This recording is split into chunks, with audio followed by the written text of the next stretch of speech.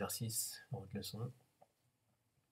Donc l'énoncé, le voici. On s'intéresse à une modélisation de la propagation de l'épidémie de la grippe en France durant l'hiver 2014-2015. Les relevés statistiques fournis par le réseau Sentinelle du nombre de cas pour 100 000 habitants sur la période du 29 décembre 2014 au 1er mars 2015 ont permis de mettre en évidence une courbe de tendance à l'aide d'un tableau. Sous f, la fonction définie pour tout x appartenant à 2,10 par f de x égale à moins 30x carré plus 360x moins 360.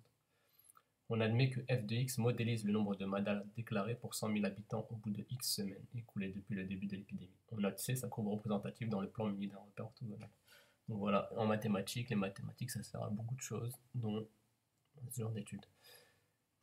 Donc regardez bien, ça veut dire quoi par exemple au bout de 3 semaines? Au bout de 3 semaines de la propagation de la maladie, on a 450 malades pour 100 000 habitants, d'accord, de la grippe, hiver 2014-2015. Donc voilà, on a l'évolution du nombre de malades par rapport à 100 000 habitants. Donc on voit une augmentation, après une diminution au bout d'un certain nombre de semaines.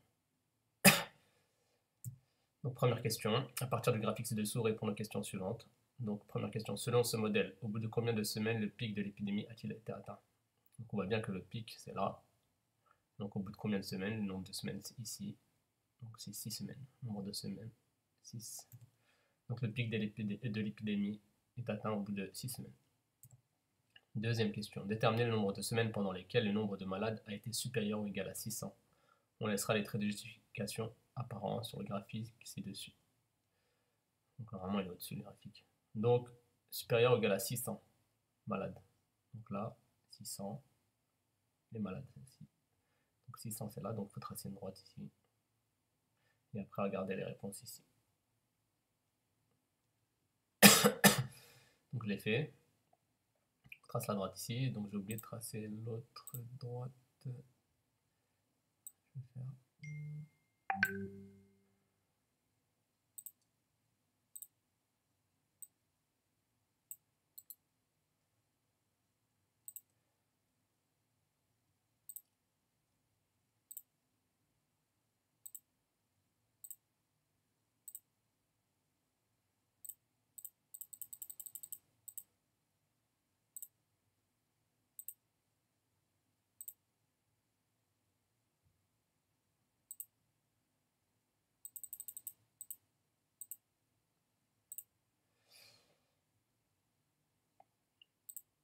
Donc voilà. Donc on trace la droite y égale 600 et on regarde ici. Donc de quelle semaine à quelle semaine? Donc au bout entre 4 semaines et 8 semaines de propagation. Donc déterminer le nombre de semaines. D'accord? Donc le nombre de malades a été supérieur ou égal à 600 entre la 4e semaine et la 8e semaine. Soit durant combien de semaines? 4 semaines. D'accord? Ici on voit. Ensuite, question suivante. Maintenant, f de x égale à moins 30x carré plus 360x moins 360. C'est ce qu'il y a dans l'énoncé. Question 3. Montrer que f de x supérieur ou égal à 600 équivaut à résoudre cette inéquation-là. Donc il faut écrire ça, supérieur ou égal à 600. D'accord, donc f de x supérieur ou égal à 600, c'est moins 30x carré plus 360x moins 360 supérieur ou égal à 600. Je vous rappelle que ce symbole-là, la double flèche, c'est équivalent, équivaut. Donc résoudre ça, c'est équivalent à résoudre ça. Donc nous, on doit montrer que résoudre cette inéquation-là, ça revient à résoudre cette inéquation-là. On ne demande pas de la résoudre pour l'instant. Il faut juste montrer que résoudre ça, c'est équivalent à résoudre ça. D'accord? Donc en gros, c'est ça, on doit avoir plusieurs étapes, et à la fin, on doit trouver ça. Donc on sait que le résultat doit être ça, équivalent à ça, qui est écrit ici. Donc si on regarde bien, ici dans le membre de droite, il faut 0. Et ici, on a 600. D'accord? Donc déjà, il faut enlever les 600 ici. Pour enlever 600, il va falloir faire moins 600 de ce côté-là, à droite et à gauche. D'accord? Donc, on enlève le 600. Donc 600 moins 600, ça fait 0. Et donc moins 600 à gauche. Et quand on fait moins 600, donc ça ne change pas l'ordre. C'est quand on divise ou quand on multiplie par un nombre négatif que l'ordre il change. Donc ensuite, on peut regrouper moins 360 et moins 600. Ça fait moins 960. Voilà. Et nous, en fait, on arrive ici. Donc, on a bien notre membre qui est égal à 0, le membre de droite qui est égal à 0. Mais le membre de gauche, il n'est pas identique. Donc ici, vous regardez, là, on a moins, c'est quoi le nombre qu'on a ici? C'est moins 1. Et ici, on a moins 30. Donc pour avoir moins 1, il faut diviser par 30. Donc en gros, ce qu'il faut faire, c'est diviser tous les termes par 30. Là, il faut diviser par 30, par 30, par 30 et par 30. On va tout diviser par 30. Et quand on divise tout par 30, moins 30 divisé par 30, ça fait moins 1. 360 divisé par 30, ça fait 12. Moins 960 divisé par 30, ça fait moins 32. Et je ne l'ai pas écrit, mais 0 divisé par 30, ça fait 0. Donc ça, quand on divise par 30, c'est bien ça, moins x carré. Quand on divise par 30, ça fait 12x. Quand on divise par 30, ça fait moins 32. Et 0, quand on divise par 30, ça fait 0. Donc résoudre ça, c'est équivalent à résoudre ça. Parce qu'on a fait les mêmes opérations à gauche, à droite. Voilà, on a répondu à la question. Résoudre f de x supérieur ou égal à 600, ça revient à résoudre ça supérieur ou égal à 0. Pourquoi on veut ça? Parce que maintenant, on a l'expression d'un polynôme du second degré. On veut savoir quand est-ce qu'il est quoi? Positif. Voilà, donc on va faire le tableau de signes dans la question suivante. Question B. En déduire les solutions de 2,10 de une équation f de x supérieur ou égal à 600. Donc on veut résoudre ça, f de x supérieur ou égal à 600, et comme c'est en déduire, on a vu que f de x supérieur ou égal à 600, c'est équivalent. Résoudre ça, c'est la même chose que résoudre cette inéquation-là. Donc si on veut résoudre cette inéquation-là, on remarque que cette expression-là, c'est un polynôme du second degré. C'est l'expression d'un polynôme du second degré. Donc, on va calculer les discriminants, on va faire un tableau de signes. Et on va regarder dans le tableau de signes, là où c'est indiqué plus, parce qu'on veut savoir quand est-ce que ça, c'est plus grand que 0, positif. Donc on calcule le discriminant, delta égale b carré moins 4ac. B c'est 12, j'ai mis de la couleur, A c'est moins 1, et C c'est moins 32. Donc ça fait 12 au carré, moins 4 fois moins 1 fois moins 32, donc 12 au carré 144. Moins 4 fois moins 1 fois moins 32, ça fait moins 128, 144 moins 128, ça fait 16. Donc on remarque que le discriminant, il est supérieur ou égal à 0, pas supérieur ou égal à 0, strictement supérieur à 0. Donc c'est à dire que le polynôme, il admet 2 racines. Il faut connaître par cœur ça. D'accord? Donc les deux racines, la première racine moins b moins racine carrée de delta sur 2a, donc là c'est moins b, et b c'est 12, donc ça fait moins 12. Moins racine carrée de 16, et 2 fois moins 1. Donc en faisant les calculs, on obtient ça, et on obtient ça. Moins 16 divisé par moins 2, ça fait 8, et moins 8 divisé par moins 2, ça fait 4. Voilà, après on peut faire notre tableau de signes. Donc ça veut dire que nous on travaille sur quel intervalle? On travaille sur l'intervalle 2, 10, donc 2, 10, on met nos deux racines qu'on a trouvées, 4, 8. Et on met le signe du polynôme de la fonction polynôme de second degré, l'expression de la fonction polynôme de second degré. Donc quand est-ce que cette expression est égale à 0? Ben, justement c'est les racines. C'est pour ça qu'on marque 0, 0. Et je vous ai déjà dit qu'une fonction polynôme de second degré allait toujours du signe de A, sauf ici. Ici c'est le contraire de A. Ici c'est A, signe de A. Et A ici c'est moins 1. Donc le signe contraire c'est moins. Moins, moins. Et le contraire du signe de A, plus. Et nous, qu'est-ce qu'on veut? On veut savoir quand est-ce que ça, c'est positif. Donc quand est-ce que c'est positif?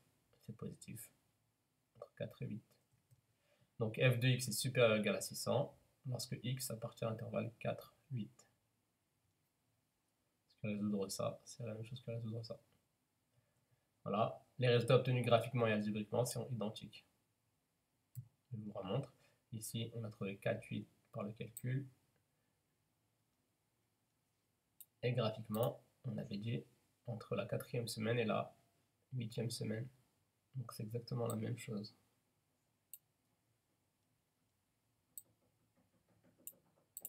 D'accord, c'est tout, il n'y avait que ça indiqué. Ensuite, question suivante. Partie B, calculer f' de x, où f' désigne la fonction dérivée de f sur l'intervalle 2, 10, puis résoudre une équation f' de x supérieur ou égal à 0. Donc il faut dériver ça. Donc je vais détailler, mais on peut faire ça directement normalement. Moins 30 fois 2, non en fait je ne détaille pas. Moins 30 fois 2, ça fait moins 60, donc ça fait moins 66, la dérivée de moins 30x carré. Et la dérivée de plus 360x, c'est 360 fois la dérivée de x, c'est 1. Donc 360 fois 1, ça fait 360. Et la dérivée de moins 360, c'est 0. D'accord, on ne l'écrit pas. Ensuite, il faut résoudre l'inéquation. Donc on va étudier le signe. Donc si vous avez compris, si on étudie le signe de la dérivée, c'est qu'on va avoir les variations de la fonction dans la question suivante. Donc résoudre ça supérieur ou égal à 0, ça fait moins 60x plus 360 supérieur ou égal à 0. On isole moins 60x, donc ça fait moins 60x supérieur ou égal à moins 360. Donc là on fait une soustraction, quand on fait une soustraction, l'ordre ne change pas.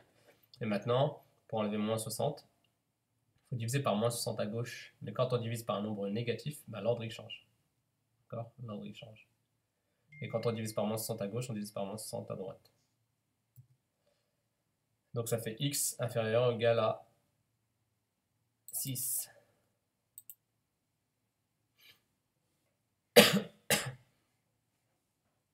D'accord. Voilà, donc question suivante. En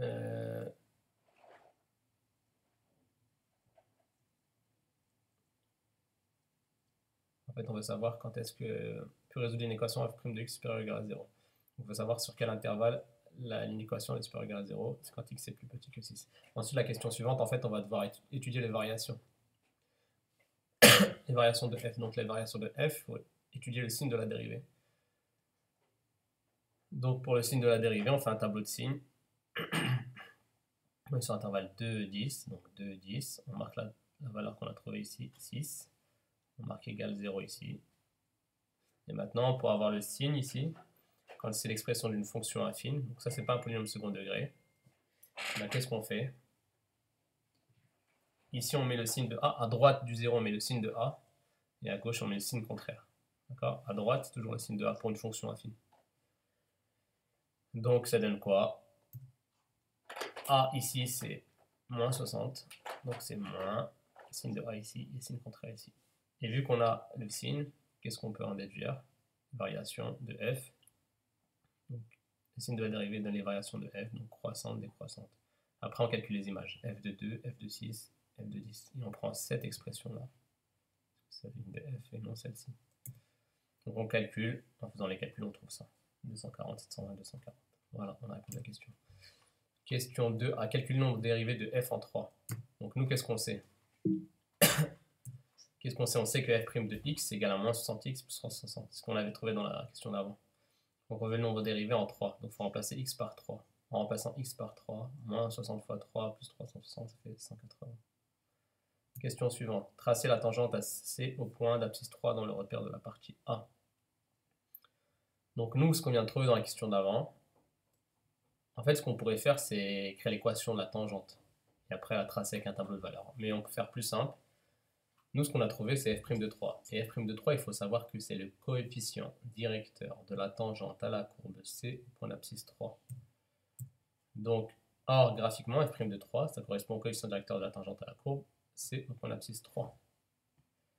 Donc, ça veut dire quoi? On part du point de coordonnées 3, 450 sur la courbe, puis on reporte la pente de 180. Pourquoi on a trouvé 180? C'est-à-dire quand on décale de 1 vers la droite, on monte de 180.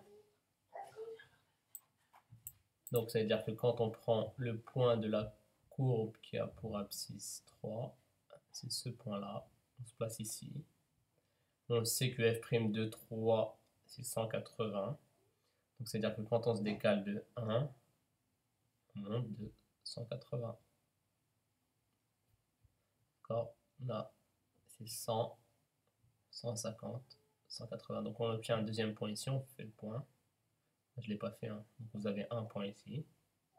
Et vous avez un point ici. Quand on se décale de 1, on monte de 180. Après on trace la droite. Voilà. Ensuite, la dernière question. On admet que le réel... Non, c'est pas la dernière. Si, c'est la dernière. On admet que le réel f' de x représente la vitesse de propagation de l'épidémie au bout de x semaines. Donc f' de x, ça représente la vitesse de la propagation de l'épidémie au bout de x semaines. La grippe se propage-t-elle plus vite au bout de 3 semaines ou de 4 semaines? Donc pour ça, il faut calculer f' de 3 et f' de 4. f' de 3, on sait que f' de x c'est moins 60x plus 360. f' de 3, on a déjà calculé, 180. Et f' de 4, eh ben, on prend l'expression, on remplace x par 4. D'accord? On trouve 120. Donc ça veut dire que au bout de 3 semaines, la vitesse de propagation est de 180. Encore 180 malades dans la semaine. Et au bout de 4 semaines, 120. Donc c'est à dire que la grippe, elle se propage plus vite au bout de 3 semaines. Et c'est logique, parce que quand on regarde la courbe, au bout de 4 semaines, ça commence à ralentir, c'est-à-dire qu'on va commencer à redescendre. Donc, en gros, c'est simple, il faut juste calculer F' de 380, F' de 420. 120, c'est plus petit que 180. Donc ça veut dire que la grille va se propager plus vite au bout de 3 semaines. Voilà. Rendez-vous lundi 30 mars pour le début du nouveau chapitre que je vous ai distribué. Vous pouvez commencer à lire et à regarder.